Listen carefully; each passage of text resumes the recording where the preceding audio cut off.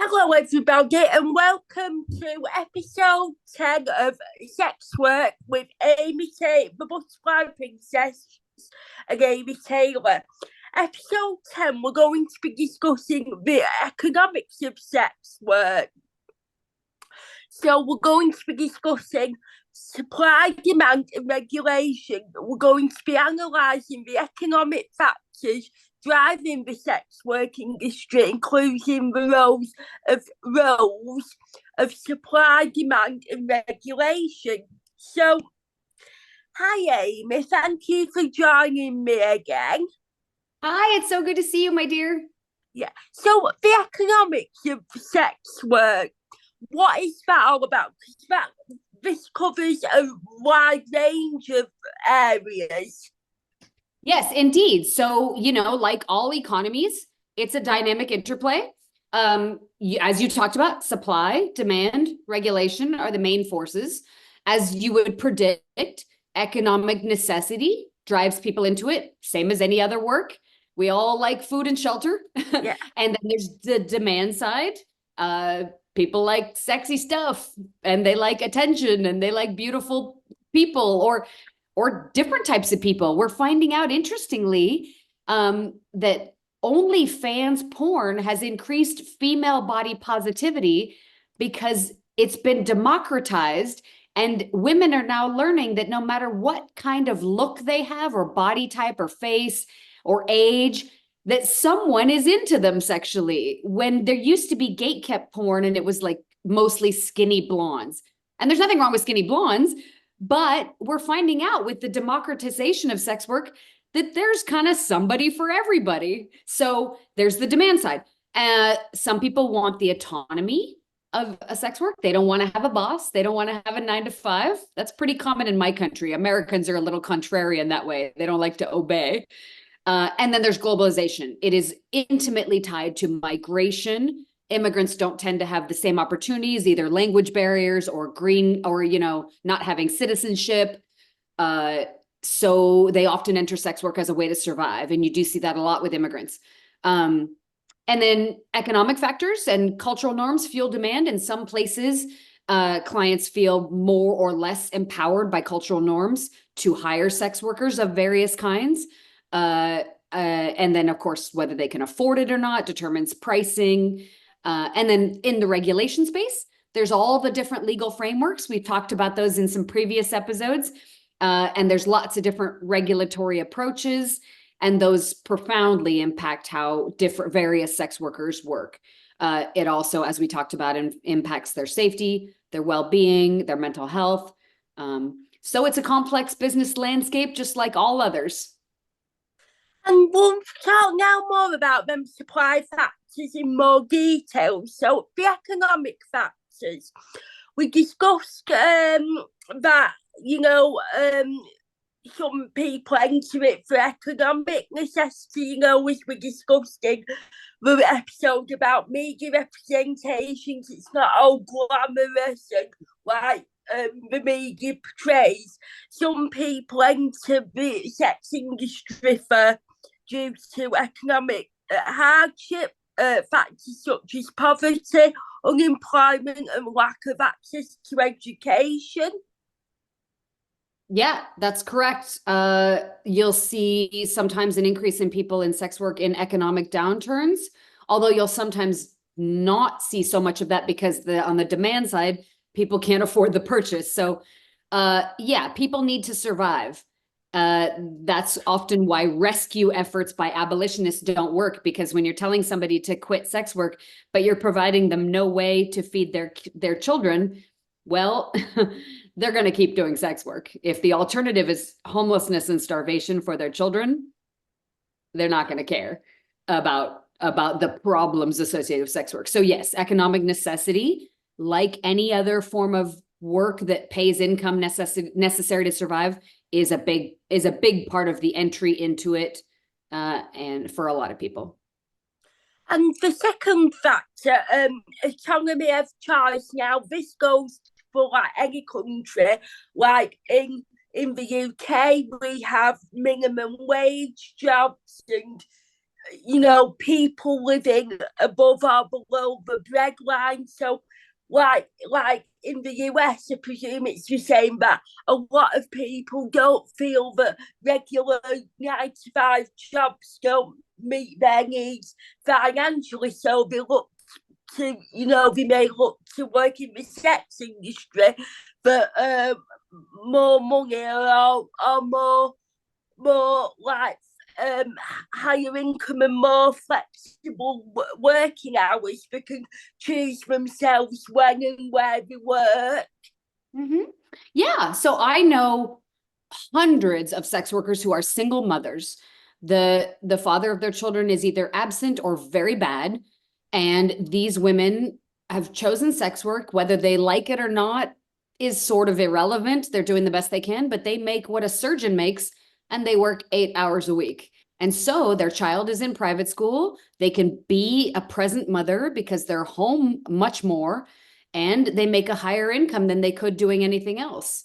Was sex work probably their favorite thing they could have done? Maybe not, but there are interesting benefits that allow them to not be with somebody they don't want to be, not be financially dependent on sometimes a very bad man, and to be a present mother and provide for their child in a way that other jobs that they have ability to get, given their education, their intelligence, their connections, all their family.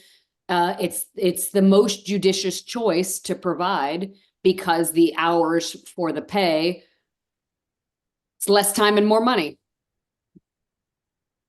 And another one is globalization and migration. Now, that relates to a lot of migration, as we've discussed, a lot of other people coming in from other countries, coming into the UK, coming into the US, from like other countries where perhaps the economy isn't as strong and there isn't as many opportunities career-wise, and they enter into the sex work industry for a more stability.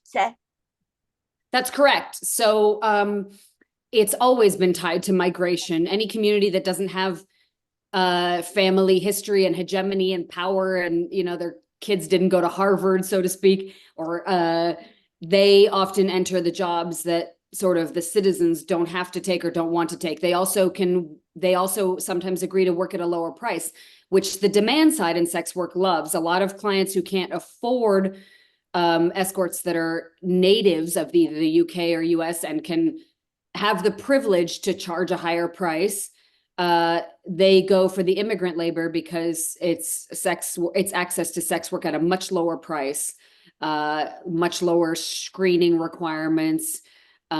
Basically, it's McDonald's versus a Michelin restaurant. I'm not saying the immigrant labor is worse. Often they're lovely people doing a good job, but immigrants have often migrated to a country and kind of undercut doing the work, working harder for lower wages, because they're new to a country and they need to establish themselves and survive. And that's as true in sex work as it is in any other kind of labor.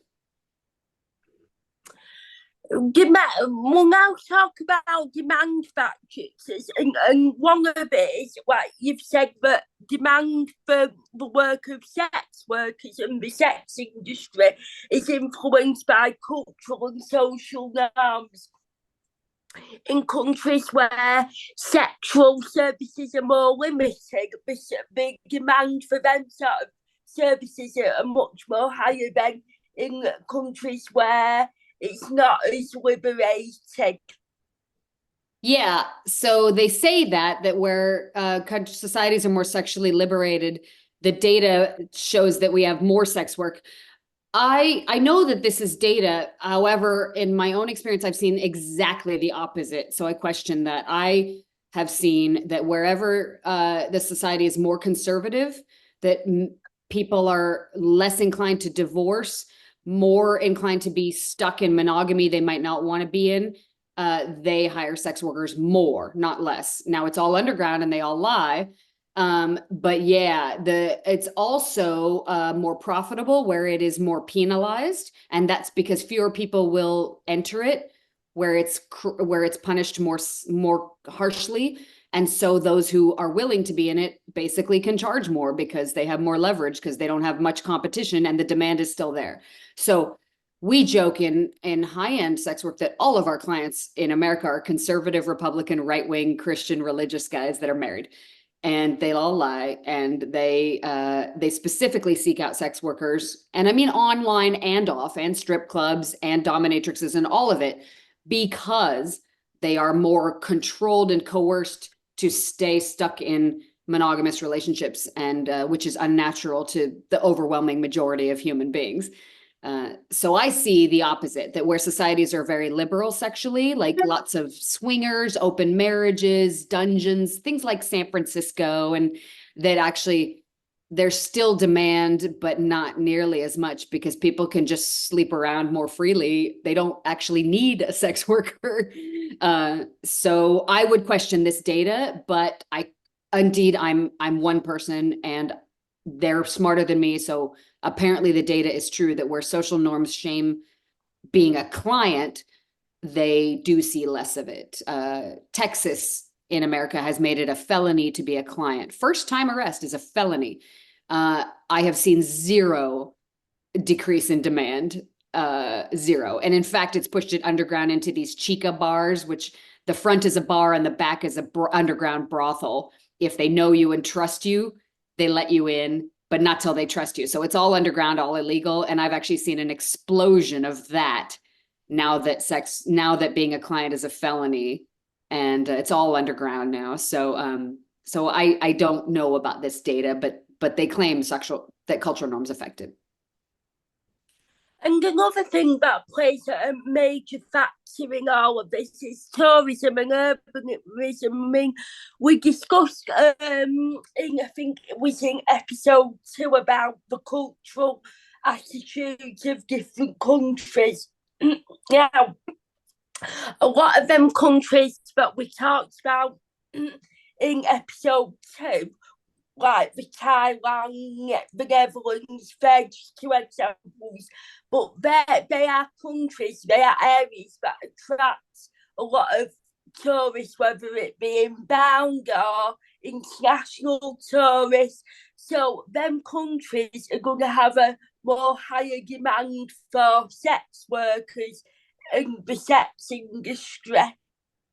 Correct. So business travel was, of course, intimately linked with the use of sex workers, strippers and dungeons and escorts and all this stuff, because men were away from home on business alone. That's where they hired sex worker. I think that's why for all of human history, men have loved a business trip, because they basically could get away and go have fun. It was the third rail of a business trip, was that you were able to engage in sex work. So big cities where there's conventions and meetings, yes, there's a lot of sex work. Also, there's anonymity there, so you are less likely to be discovered, although that's not really true. You're on now with camera phones in the last 15 years, you're on camera everywhere you go. So there is no more anonymity, zero, not in a hotel lobby, not in a restaurant, not on the street. Anonymity is over. Yeah, in small towns, you might see more of a sugar baby thing where a guy will get a girlfriend and put her up in an apartment because there's not the anonymity of like a business trip and a big city. But in terms of urbanization fueling demand, well, those absolute numbers are simply because urban places have more people. And where there's more people, there's more sex work. So per capita, if you adjust for population, I think there's the same amount of shenanigans going on in small towns as there is in big cities. It's just simply that big cities have more people. And what are some of the legal frameworks and the regulations surrounding all this economic side of the sex industry? Well, you and I have talked about the sort of 3 majors: decriminalization, which is what we want; criminalization, which is what we have in a lot of the world; disaster, we've talked about it; and then that partial criminalization, the Nordic model that we've talked about in previous episodes. These each have different economic impacts, of course. Where it's legal and regulated, we're part of the formal economy. We can bank, we can pay taxes more fully, although dirty secret, we're already paying taxes and getting no rights. But we can be more part of the regular economy. There are labor laws. There was a client who reversed payment in New Zealand, and the escort was able to sue him and win and get paid because she's a worker that got ripped off, right? Just like anything else. So there's health regulation, normal declaring of contributing to retirement funds, and in my country, Social Security, and your country's commensurate program. So that can all improve working conditions. But as we've talked about, it can subject it to bureaucratic control, lists that can track you forever and stigmatize you forever, even after you retire. There's a database that you were a sex worker. That can bring harm. So where it's legal, it's not perfect. I would argue it's far better. Criminalization, we've also talked about. That pushes our work underground, as I've talked about. It thrives underground. Really bad people become powerful in it, like the pimp who tried to kill me that I've talked about. It increases violence, exploitation, disease, risk. We can't get health services, so sex workers spread more disease. It increased costs to sex workers and the people that care about them. And navigating and mitigating the risks and the stigma from criminalization increase negative outcomes in mental health. So it's bad, basically. Long story short, criminalization is bad for everybody. It's driven by a desire to spite and punish by people who are usually religious, but not always, but generally just hate sex and think that sex is dirty and bad. And it's very hard to argue against that, because that is a deep-seated belief that is very difficult to change. If you think sex is bad and evil, then you just are never going to like people who have sex. And then lastly, the Nordic model, excuse me, we've talked about coffee. We've talked about that at length, that the aim is to reduce demand, change cultural norms, shame and arrest clients into not wanting sex or sex workers or lap dances or OnlyFans. Good luck with that. You are attempting to legislate against a million years of biology, and you will lose. Mother Nature will win. Oh, well, thank you, Amy. That's been really insightful. And thanks to everyone for tuning in. Join us next time for episode 11, the penultimate episode in the series. Thanks for listening, guys. Thank you. I'll just stop it and then we'll go back into it straight. Okay, let me give you episode 11.